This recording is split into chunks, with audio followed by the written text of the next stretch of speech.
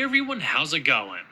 For today's video, let's take an up-close and personal, in-depth look at the 260 horsepower turbocharged Chevrolet Cobalt SS Coupe. And this is going to be a detailed, in-depth review of the Cobalt SS. We'll start it up, show the engine, get an exhaust clip over the performance data, and show you many of the unique aspects of both the interior as well as exterior. To begin, I'd like to take a moment to extend a big thanks and special shout out to Cosmo Motors located in Hickory, North Carolina for providing the Cobalt SS featured in today's in-depth review.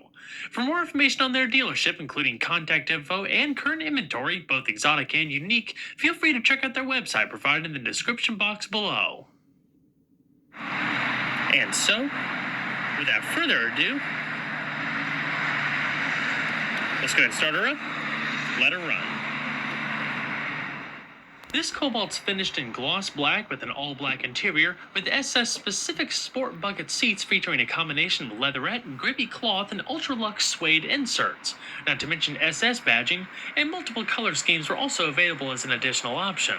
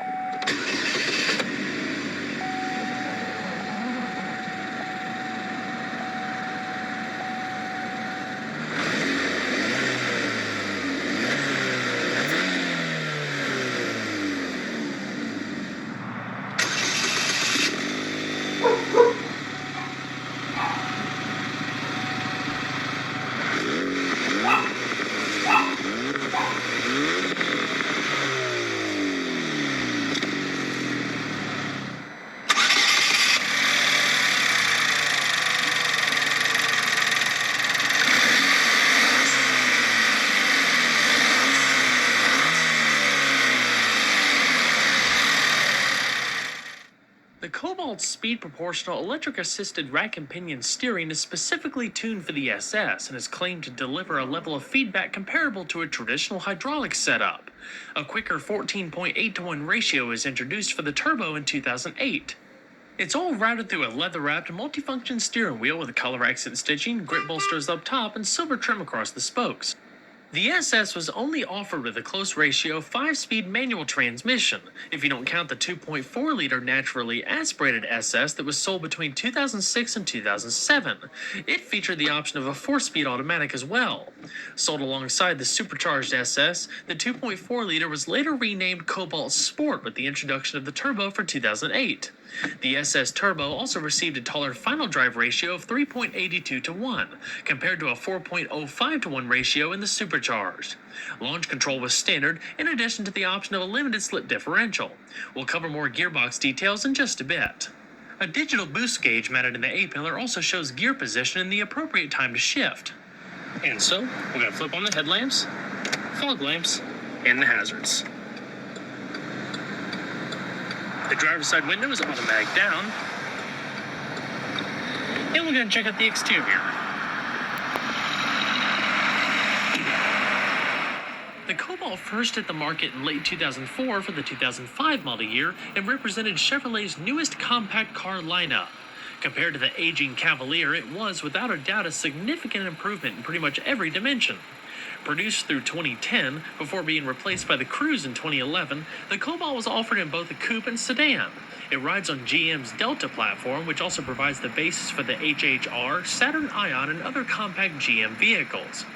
The standard Cobalt was never something to get excited about, featuring a range of engines, transmissions, and trim levels that basically offered affordable and efficient transportation, but not much else. The SS, though, is an entirely different story. Introduced for 2005, the original SS featured a Roots-type Eaton supercharger, designed to compete in the highly contested segment of hot offerings in the mid-2000s, such as the Mazda Speed 3, SRT4, and others. The original SS was praised for its performance and handling, which was comparable to the segment, but came at a far cheaper price, leading to a pretty good bargain for what you got, especially in the second-hand market. Thankfully, compared to the relatively dull styling of the standard Cobalt, the SS stood out quite a bit, offering a far superior design with a unique body kit consisting of more aggressive front and rear fascias, not to mention lower side skirts and unique SS wheels.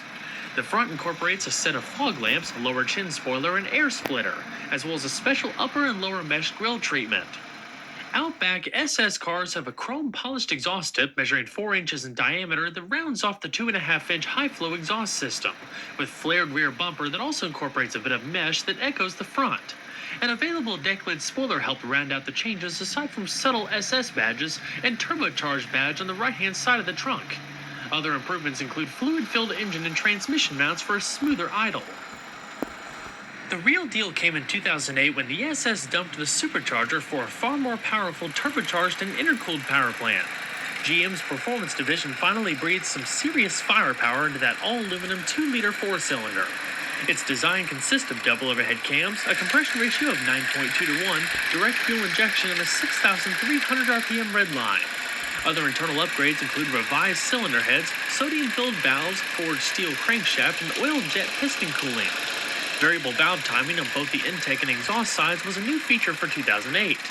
Producing 260 horsepower at 5,300 RPM and 260 pound-feet of torque at 2,000 RPM, the Cobalt SS was now able to reach 60 miles an hour in around 5.5 to 5.7 seconds, while passing the quarter mile in 14 seconds at 103 miles an hour.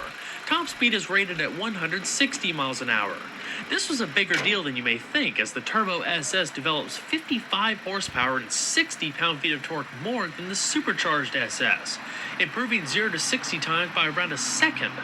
The Turbo even develops its power and torque significantly earlier in the RPM range for faster response. Larger drive shafts and wheel bearings were used to handle the upgrade. At the time of its launch, it even lapped the Nürburgring in 8 minutes 22 seconds, which set a record at the time for front-wheel drive sport compacts. EPA estimated fuel economy ratings between 22 miles to a gallon in the city and 30 on the highway.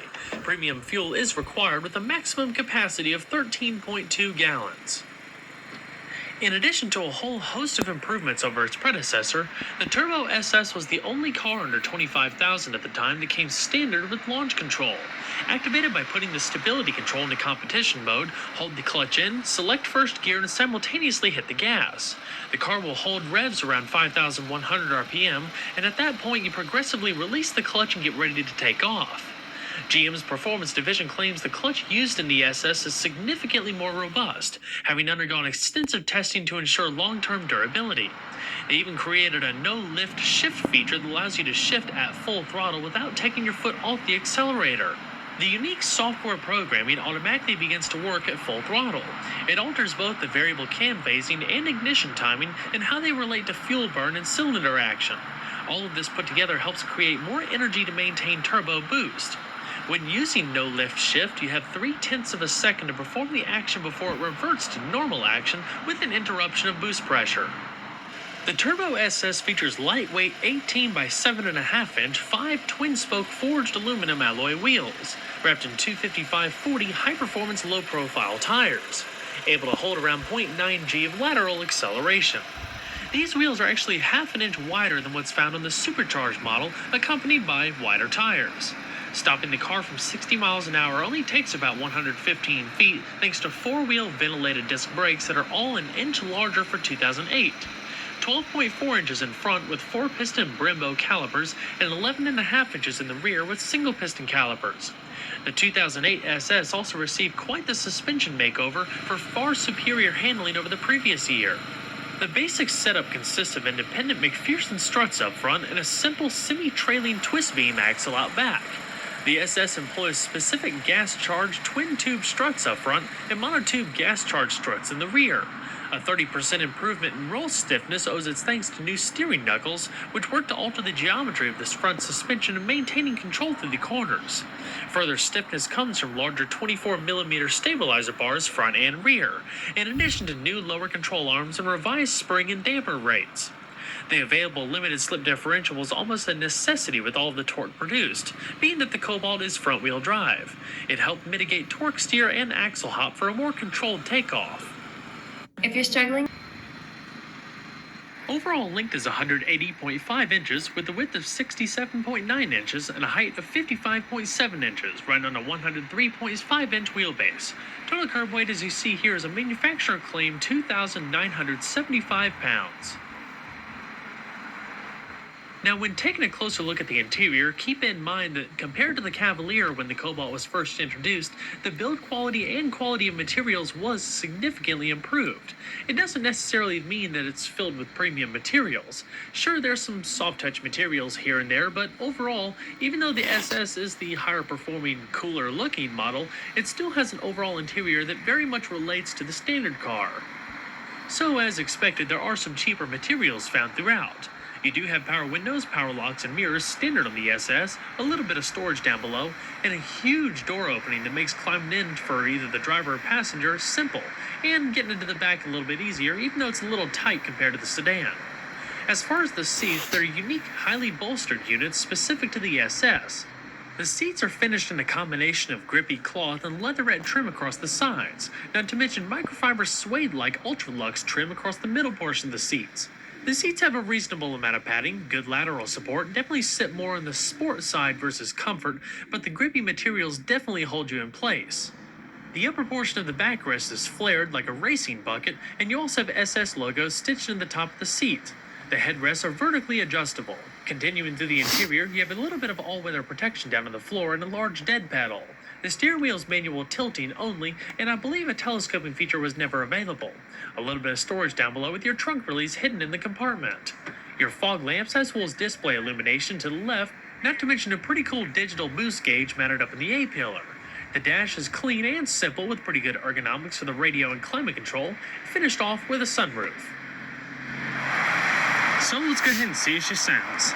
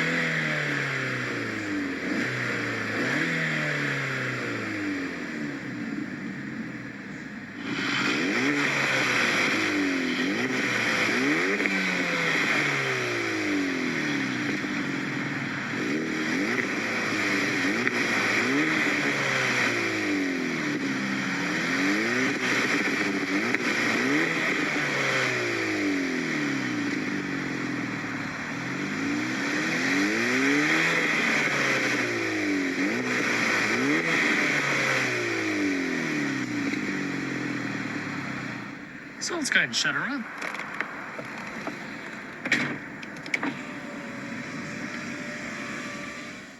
The SS came standard with a premium 7-speaker Pioneer audio system, routed through an AM/FM radio in the dash with standard satellite radio, CD player, auxiliary, as well as media integration.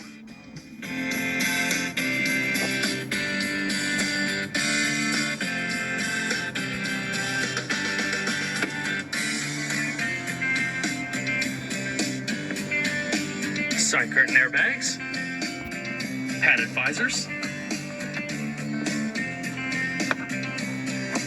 as well as a manually dimming rearview mirror with integrated OnStar controls and reading lamps all the way down below. Up top, you have the controls for the automatic sunroof, as well as a microphone for the hands-free telephone and OnStar. The radio is very simple, typical of any GM car of this era. You have radio information up top there, preset stations, favorites, clock set, menu, rewind, fast forward, seek, track selection, changing different modes, going between CD and auxiliary. You have a USB input down there, auxiliary over there, and adjusting your sound and various equalizer functions, balance and fade, all the way to the far right with a little tune knob. Traction control, hazard switch, simple climate control dials in the bottom with your temperature off to the right, fan speed in the middle, different zones to the left, front and rear defrost, AC and recycling. Small storage tray with a 12-volt power outlet, 2 cup holders, an extra power outlet, some more storage trays, and cup holders for the rear occupants. As far as the steering wheel, the left-hand side is your cruise control, right-hand side are your radio commands, hanging up a call if you're using the hands-free OnStar system, and muting the radio. The right-hand side stalk corresponds to your intermittent wipers, and you have your lighting and turn signal, high beams off to the left. Gauges are in a similar format as the standard Cobalt, but spiced up a little bit for the SS. You also have a little digital driver information system right there that shows many of the vehicle diagnostic systems, temperature, tire pressure, and more. Alrighty. We're gonna shut her down and check out the back seat. Climbing into the back seat of the Cobalt Coupe is pretty easy. The passenger side seat features a one-touch motion, so when you recline it, you can automatically push it all the way forward. And if you're in the back seat, there's actually a little kick lever down there that you can press with your foot and also make it slide up all on its own. But for the driver's seat, it features a little bit more adjustments to it, so it's a two-step process. You just recline it forward and then grab the pull bar up front and slide it. Because the doors open so wide and there's so much clearance right here between the back of the seat and the B-pillar, like I said, it's really easy to climb into the back. Now, the first thing you realize when you get back here is it's definitely a little bit more of an intimate cabin, especially people, I'm going to say around 5.5 feet and up, are going to be a little bit cramped. I mean, I can sit back here, at least the way it's sitting right now with the seat pushed all the way up, but my head just barely touches the headliner if I move it forward here, but around the glass portion right here, I probably have about half an inch or so of wiggle space. There's a little bit of extra sun protection here too, so if you are sitting back here, the sun won't beat down on top of your head quite as bad. When you put the front seats back in their normal position, the leg room pretty much diminishes unless, like I said, you're a smaller person. So if you're around 5.5 feet or more, I suggest the front seat being a lot more of a comfortable place to be. Up top, you do have 2 coat hooks, side curtain airbags, plenty of glass back here, so it's pretty open overall, not really a claustrophobic space. You don't have an armrest in the middle here, but like the front, the back seat is contoured for a little bit more of a sportier side and features the grippy cloth and leatherette trim. You have 2 cup holders down here, as well as a little storage tray. But as far as amenities, that's pretty much it. Pretty simple environment. So let's go and check out the rest of the vehicle, shall we?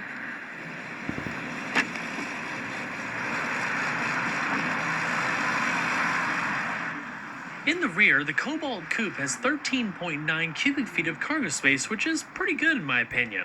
There's 2 small levers at the top of the trunk that, if you pull them, you can fold down the 60-40 split rear seat. That's likely going to be a pretty useful feature because the opening of the trunk isn't huge, even though it's pretty good cargo space. So for taller items, boxes, and things like that, you might want to put the passenger seat forward and just set it in the rear.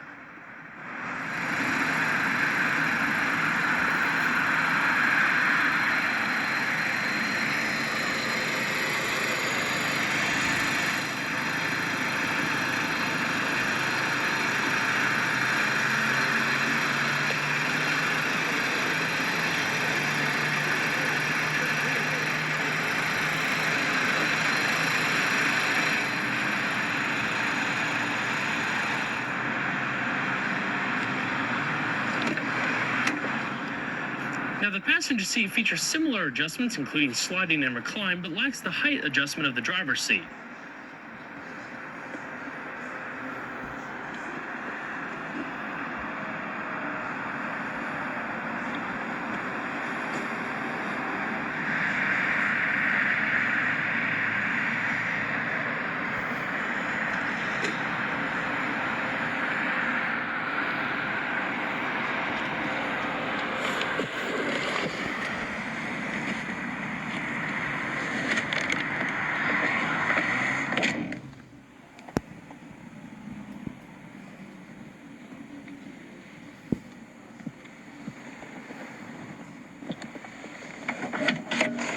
Modest glove box. While the standard Cobalt was never designed to excite the everyday car enthusiast, the SS turns the dial up quite a bit with adding a bit of forced induction, a sport-tuned suspension, and sportier overall layout. In keeping with the value-conscious mind of the lineup and the Chevrolet brand in general, the SS offered quite a bit of bang for your buck. Well, everyone, I hope you enjoyed the in-depth look at the turbocharged Chevrolet Cobalt SS. Be sure to stay tuned next time. There's a lot more where that came from. Take care, everybody.